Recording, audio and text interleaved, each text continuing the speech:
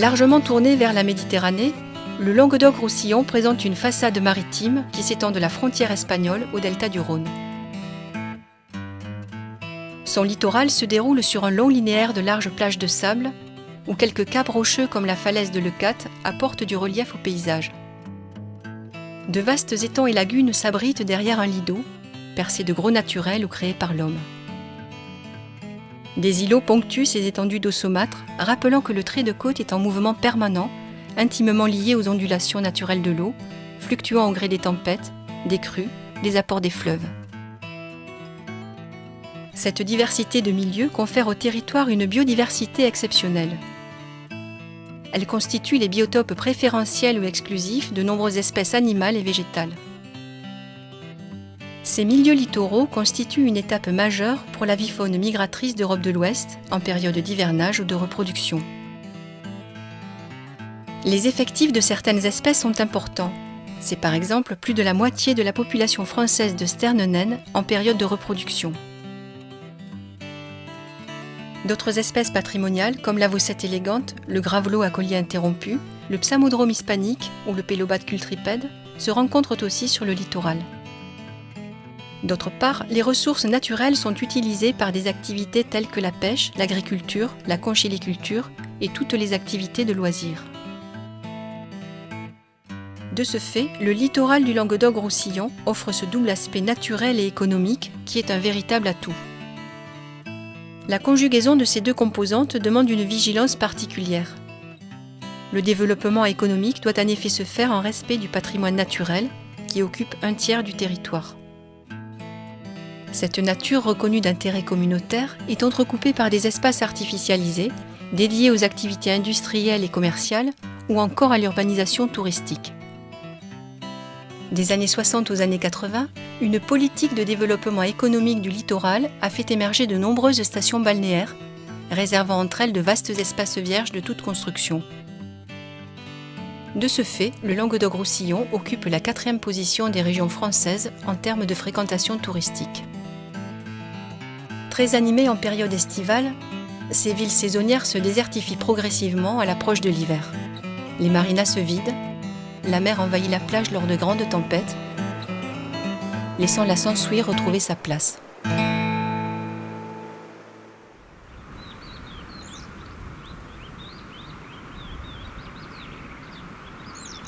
Dès l'automne, le calme revient.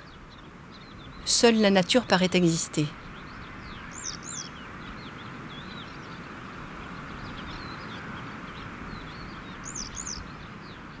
Puis des touches de couleur commencent à animer la Sansouire et annoncent le printemps.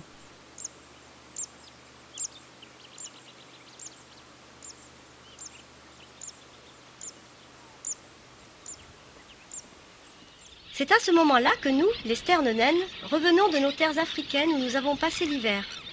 Et oui, nous partageons notre vie entre 2 continents, l'Afrique et l'Europe.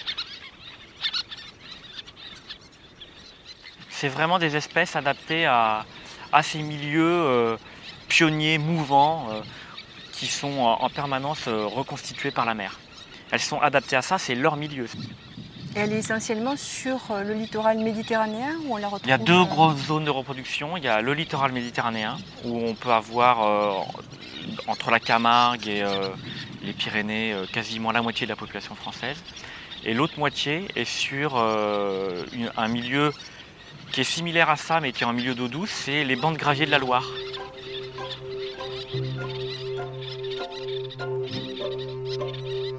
Ces grandes étendues de sable ou de gravier pourraient accueillir nos colonies. La mer est proche, les lagunes ne sont pas loin. Nous pourrons pêcher facilement sans trop nous éloigner des nids.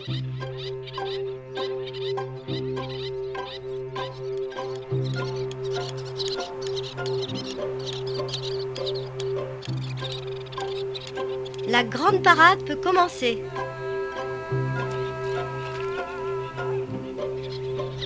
Et voici une offrande pour une belle fiancée.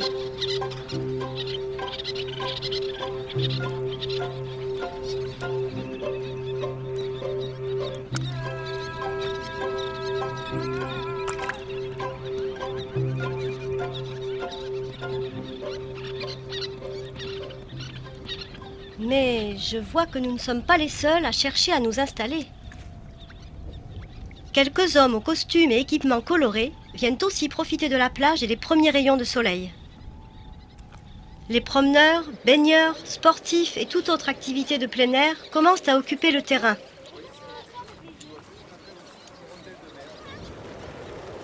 Il va falloir partager l'espace avec eux.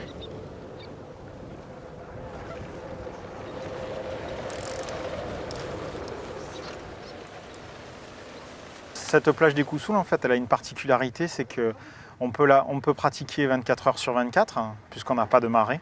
Et en plus, elle est très dure du fait de sa composition, puisque ce n'est pas du sable pur, il y a du sel, de la terre. Et en fait, cet amalgame nous permet d'avoir une plage qui est très très dure et très roulante. C'est la plage la plus rapide du monde, oui, puisqu'en mai 2001, il y a Tadek Normand qui est venu battre le record du monde de vitesse de l'époque. Il a fait 151,9 km/h.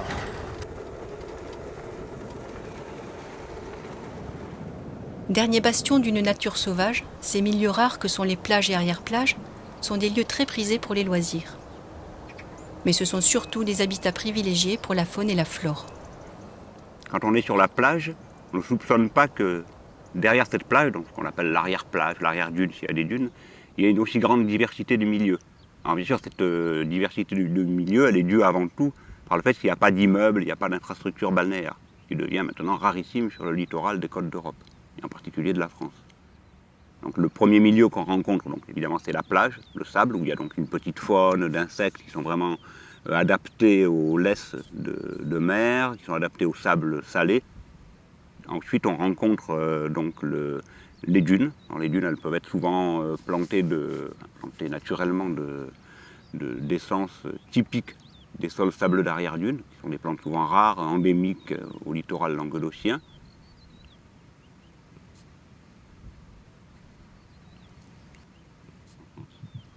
Et là, donc, on peut trouver pas mal de reptiles, en particulier donc, le psamodrome d'Espagne, qu'on appelle aussi psamodrome des sables, qui est un petit lézard typiquement inféodé aux zones où le sol est dénudé, donc c'est le cas quand c'est sableux.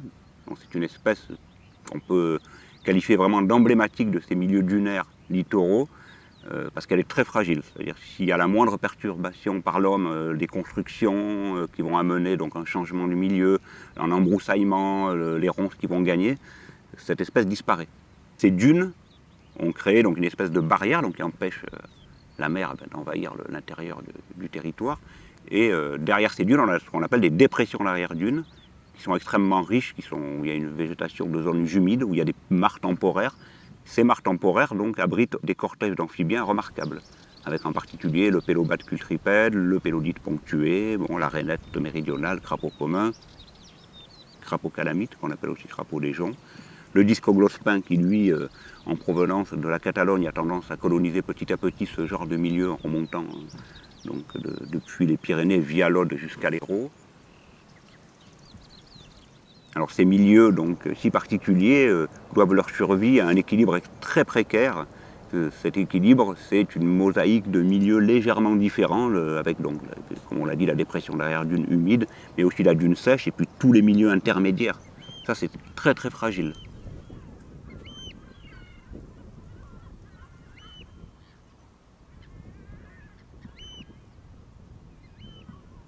Cette palette de milieux permet à différentes espèces de l'arolimicole de s'installer.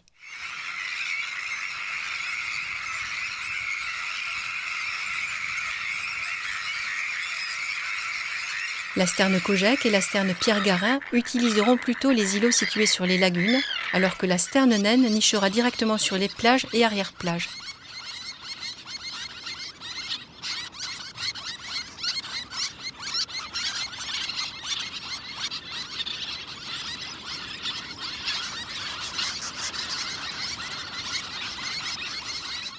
La sterne naine, elle fait vraiment, juste ça.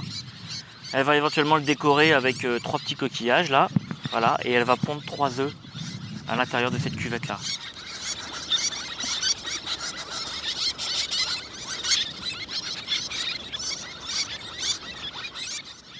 Et les poussins, quand ils seront nés, tout petits, ils vont se protéger du vent dans cette cuvette là.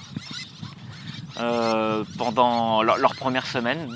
Même la femelle va être souvent dessus, enfin les parents, parce que c'est pas forcément la femelle, vont être souvent dessus pour les protéger du froid, les protéger de l'humidité.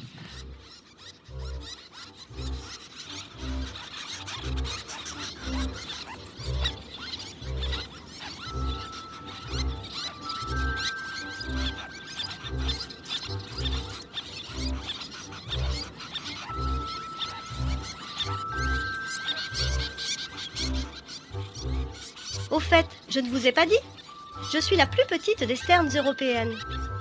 Je ne mesure que 25 cm pour 50 grammes. Je suis le poids plume chez les sternidés. Et je ne mange que du petit poisson et des crustacés.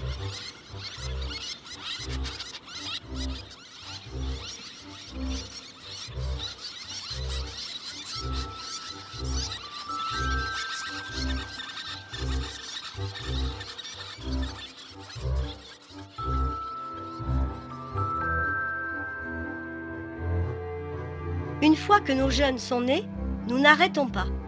Toute la journée, ce sont des allers-retours du nid aux lagunes. Vol sur place, plongeons. Heureusement, nous sommes les championnes en vol acrobatique. Infatigables du lever au coucher du soleil. Il faut nourrir, nourrir et encore nourrir. On doit se dépêcher. Parfois, un banc de sable nous offre un bref temps de repos. Et le ballet reprend. Toute la famille s'y met. On se remplace, on change de rôle, pêche, nourrissage, surveillance des jeunes.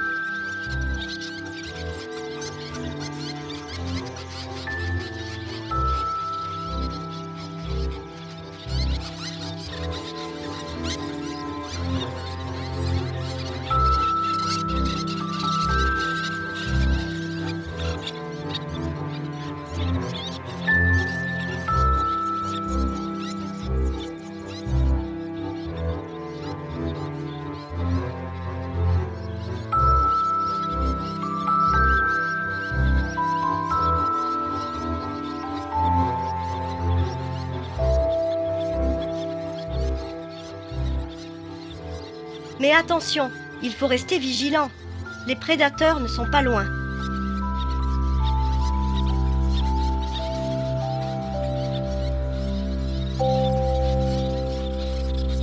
Quand les poussins sont petits, les parents s'occupent de leurs poussins. Mais au bout d'un moment, c'est un peu le grand mélange, où on voit quasiment des systèmes de crèche. Alors c'est pas l'espèce qui en fait le plus, il y a d'autres espèces de l'arolimicole qui font vraiment des grandes crèches de 100, 200 poussins qui sont gardés par une cinquantaine d'adultes. Et là, on a vu tout à l'heure une crèche en comptant avec Guillaume, on a une crèche de 19 poussins. Et puis il y a des adultes qui les nourrissent et ils nourrissent indépendamment de la famille, du lien de parenté, ils nourrissent un peu tout le monde, quoi. Puis après, quand ils ont 2 semaines, là bon, tu vois, ils se baladent partout, hein. On en a même complètement en dehors de la colonie. Là, si tu regardes là, on va trouver, voilà. Là par exemple, il y a un jeune qui est quasi volant, qui est au bord de l'eau. Ah oui. Donc tu vois, c'est le dos commence à devenir, là c'est encore marron. C'est encore marron, voilà. Et là, il a quitté complètement, là, il est peut-être à 100 mètres de son nid, hein, donc, mais il continue à se faire nourrir, c'est-à-dire que les parents le repèrent et ils viennent le nourrir.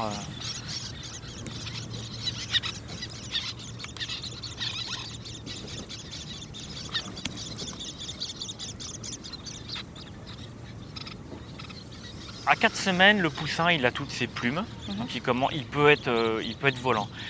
Mais les adultes continuent à le nourrir pendant qu'il est volant. Il n'est pas autonome. Il n'est pas autonome, ouais. Donc pendant encore au moins 2 semaines, le poussin se fait nourrir. Et après, il y a toute une phase d'apprentissage qui dure encore bien 2 semaines supplémentaires. Apprentissage de la pêche, etc. Et après, il y a le départ en migration. Et le départ en migration, a priori, il ne se fait pas en famille. C'est-à-dire que les adultes partent d'abord et les poussins, ils partent ensuite.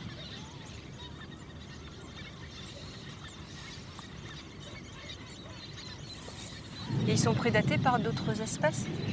Il y a une prédation importante, donc la prédation ça va être le faucon cresserelle, beaucoup, le goéland le coffet qui niche dans les sansouirs aux alentours de la colonie et qui nourrit ses poussins avec des poussins de sternonène. Et sinon après dans l'échec aussi il y a les aléas naturels dont on a parlé.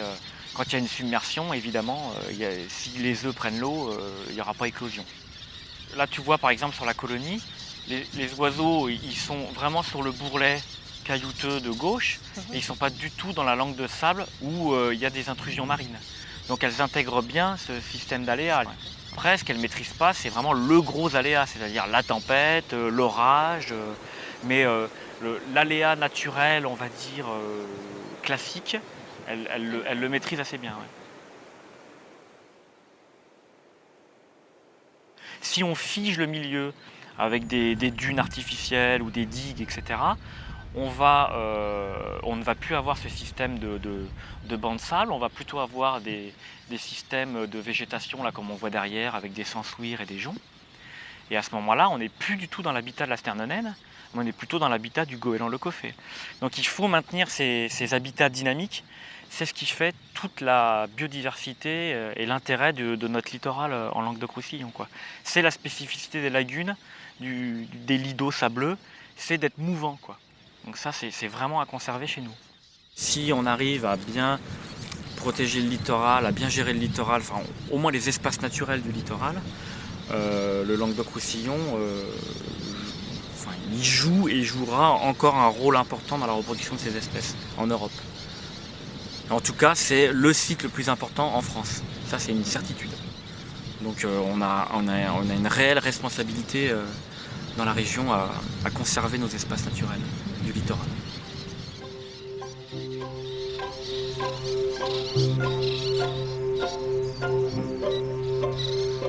Nos œufs et nos jeunes ont la couleur du sable. Ainsi, nos prédateurs naturels ne les voient pas. Mais gare aux pieds des promeneurs, aux gros sabots de chevaux ou aux engins roulants dans nos colonies. Nos nids et nos poussins risquent d'être piétinés et certaines colonies entièrement détruites. C'est la survie de notre espèce qui peut être mise en danger.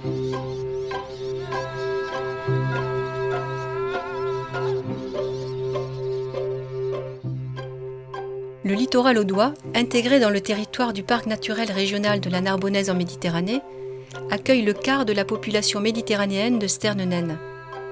Conscient de la valeur exceptionnelle du territoire et en particulier des colonies de sternonènes, le parc s'est mobilisé. Au niveau du parc naturel régional, mon travail, c'est particulièrement de veiller à ce qu'on n'oublie aucun acteur dans cette concertation et cette sensibilisation. En 2003, on a monté avec la Ligue de protection des oiseaux de l'Aude ensemble un programme qu'on a appelé Plage vivante, qui contenait 3 volets. Un premier volet qui permettait de faire le suivi, un petit peu l'état initial des populations nichant sur le littoral audois. Un deuxième volet qui nous permettait d'avoir des moyens supplémentaires quand une grande colonie s'est installée, qu'elle était en danger au niveau du dérangement et de la fréquentation du public, de la protéger et de la surveiller. Et un troisième volet qui concernait la sensibilisation du public, de façon à informer un maximum de personnes que sur ces plages, il y a des oiseaux qui viennent au sol, qui pondent et qui nichent là, et de jeunes poussins qui peuvent être dérangés ou détruits par inadvertance quand on ne le sait pas, pendant la période estivale. On va essayer de venir ici régulièrement et puis dès qu'on voit qu'il y a une colonie de sternes qui s'installe, on vient, on installe les filets et puis on essaie de faire la surveillance.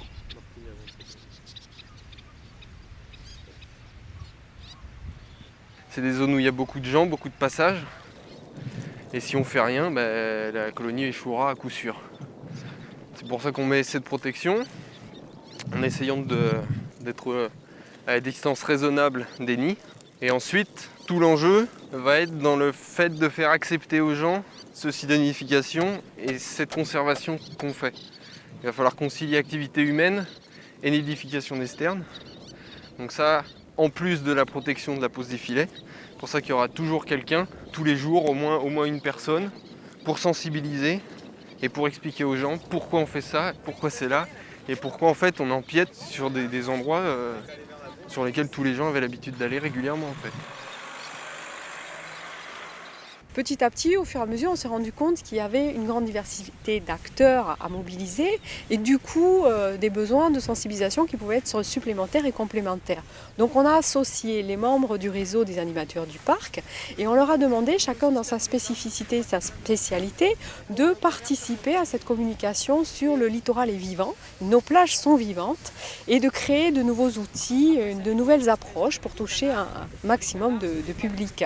Donc on peut dire aujourd'hui qu'il y a une dizaine d'associations présentes qui ont créé à la fois des outils pour les enfants, mais pour le grand public. Ça va de la promenade au diaporama, au jeu, la découverte des sonorités, la découverte des dunes, de la végétation, du monde des papillons qui sont tout à fait particuliers ou des coléoptères. Donc une grande diversité d'actions et de personnes à intéresser. À un moment donné, si on veut pouvoir partager notre message et que l'ensemble des personnes qui utilisent ces plages soient conscients qu'il y a une autre forme de vie qui est présente et pour laquelle il faut faire attention, il faut qu'on travaille avec toutes les personnes concernées. Donc les clubs de chars à voile, les sportifs qui utilisent nos régions parce qu'il y a les très très bonnes conditions de vent pour le kitesurf, la planche à voile. Chaque utilisateur de ce milieu vivant et fragile a une responsabilité et un rôle à jouer. Le domaine sportif, par exemple, dont le développement sur les plages peut causer des dommages importants sur la faune et la flore, s'implique progressivement et participe à la sensibilisation de son public. Donc nous on utilise donc les plaquettes qui nous sont fournies par les fédérations, où effectivement dans ces plaquettes-là il y a déjà de l'information mais qui est générale, pas propre à notre site. Ensuite, on a les moniteurs qui interviennent directement sur les personnes et qui effectivement là ont un discours par rapport à l'utilisation de notre plage, par rapport aux périodes effectivement de nidification où c'est à eux d'intervenir directement avec les gens. Après, en complément, viennent les plaquettes qui nous sont fournies par le parc, par la LPO, qui sont distribués, qui sont présents sur nos structures, qui sont affichés. Donc c'est vrai que les gens au début venaient se garer juste devant pour venir pratiquer. Et au bout de 2 ans, quand on a réussi à faire passer le message, il ne faut pas venir avec les voitures sur la plage et tout ça, ils commençaient à utiliser les différents parkings, soit celui du camping, soit le nouveau parking qui a été fait. Sur le littoral, les communes disposent de 2 types de plages. Les plages urbaines, sécurisées, désinfectées, réglementées, sur lesquelles la biodiversité n'a plus sa place, et les plages sauvages à forte valeur patrimoniale, sur lesquelles les activités de loisirs se développent de plus en plus. La loi du 3 janvier 1986, complétée par la loi de 1991, apporte des règles relatives à la protection, à l'aménagement et à la mise en valeur du littoral. Elle interdit notamment la circulation de tout véhicule motorisé sur les plages et espaces naturels. Les municipalités doivent d'une part veiller au respect de cette loi littorale et d'autre part réglementer les nouvelles activités et l'accès aux plages. Exercice de style qui peut rebuter certaines communes, préférant oublier pour une fois l'aspect réglementaire, en laissant leurs plages libres à toute circulation motorisée et occupation désorganisée. Heureusement, bon nombre d'entre elles, comprenant le rôle majeur qu'elles jouent dans la sauvegarde de ce bien commun, s'impliquent dans la préservation de leur patrimoine naturel. Aujourd'hui, on ne peut plus laisser les véhicules s'épandre sauvagement sur tout le territoire. Aussitôt, nous avons des passages qui se font, donc à partir de ces passages de l'érosion. Et qui dit érosion dit disparition de faune, de flore. Sur Pissevache, il y a plusieurs actions qui ont été mises en place. Il y a une suppression des véhicules qui accédaient sauvagement et librement sur toute la zone. Aujourd'hui, je crois que nous pouvons dire que nous avons un tourisme différent d'il y a 20 ans ou 30 ans et où les gens se préoccupent davantage de l'environnement de leur habitat saisonnier. Donc nous essayons de communiquer à nos vacanciers notre amour du pays, notre amour de notre territoire et de l'engager lui aussi à le protéger en le respectant et en comprenant sa lecture. Ce type d'action de gestion et protection des espaces naturels commence à porter ses fruits. comme le prouve le suivi scientifique réalisé par les associations locales sur les espèces de larolimicoles.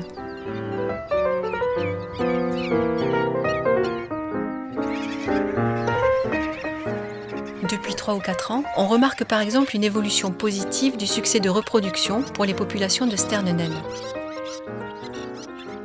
Le nombre de jeunes à l'envol, qui était noté proche de zéro des années 80 aux années 2000, atteint aujourd'hui un poussin par couple. Cette amélioration confirme la nécessité d'une telle approche pour aborder la problématique du littoral. Globale et transversale, elle prend en compte tous les acteurs et utilisateurs de ces zones naturelles, permettant ainsi la mise en commun des compétences et savoir-faire de chacun. Ces actions, pour être efficaces, doivent être renforcées et doivent s'inscrire dans la durée, car sur ces territoires où l'équilibre naturel est fragile, tout peut basculer à la moindre fausse note. Chacun a un rôle à jouer à sa façon, avec ses mots, pour préserver ce patrimoine commun que constitue le littoral et la biodiversité qui le recèle.